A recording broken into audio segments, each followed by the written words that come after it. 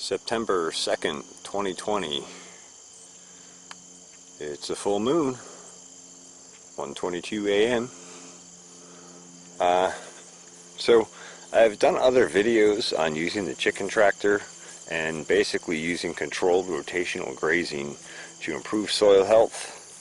But I just wanted to sort of detail again some of the results and benefits you get.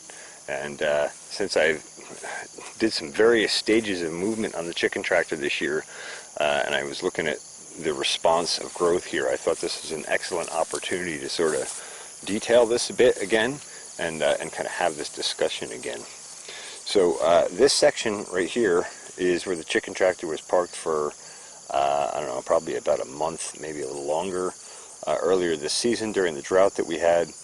I just hadn't gotten around to moving it, and time pressures were kind of crazy, so it kind of sat here for a while. So tremendous amount of manure buildup in here, and they scratched this down to completely dead, bare earth, and it stayed dead and bare in that drought for, I don't know, a couple of weeks at least before even any of these weeds sprouted up. Now since then these weeds have sprouted in, and we finally have had some rains, so that nutrition is starting to drive into the soil, and you can see the line here where the edge of the tractor was and where the grass is on the outside, and there's a definitive difference in darkness and you know, growth response, health of the grass, etc. I say grass, I mean grass, weeds, etc. So this spot, it was parked here for about a month or a month and a half, and then I began moving it again. And I want to point out the difference here. That area basically got almost a little too much, and as soon as you come from that area to where it was only parked for, I think it was here for like close to a week maybe in this spot, and then we moved on down this run. But you can see the difference here. This growth is actually a little bit more robust and greener, and actually looks a little bit healthier.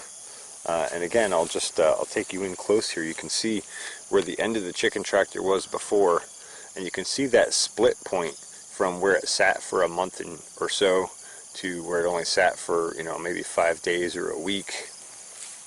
And then from there I started moving it more frequently. I think we're here maybe 3 or 4 days, maybe 5 at a clip, going on down this strip here. And you can actually see that this is mostly white clover. There is a few red clover in here as well, but mostly white clover in here, perennial. And that has sprouted back pretty quickly already.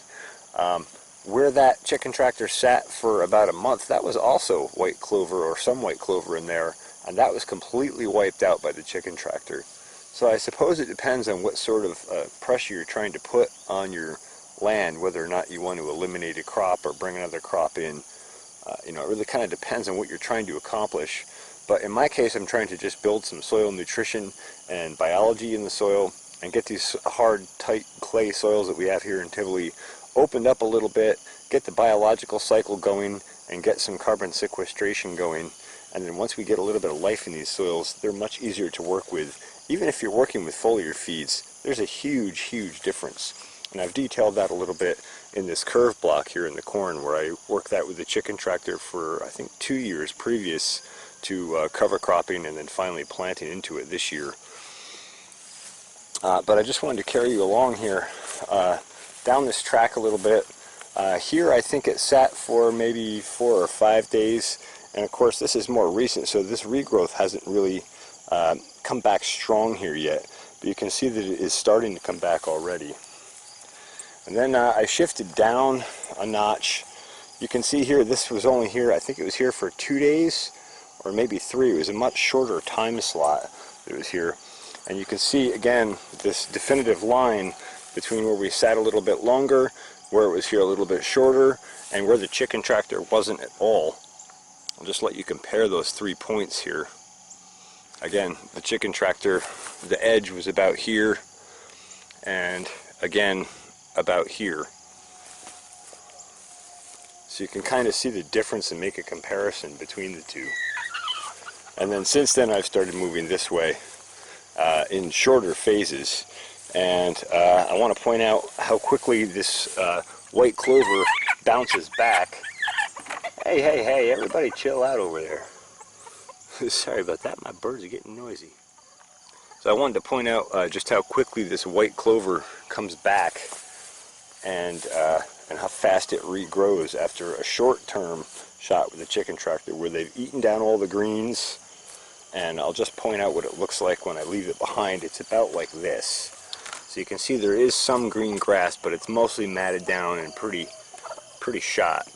And of course you can see the, because we're parked here right now, you can see the chicken manure bits and pieces everywhere, feathers everywhere. You can see where they've been scratching. So they do this really light type scratch till, which is really excellent for opening that soil up, getting some nutrition in it, and pruning back the plants on top, which tips the cytokine-auxin balance in those plants and really causes more root growth to happen. So it's a combination, it's basically a synergistic stack of many pieces just in using the chicken tractor in an effective fashion.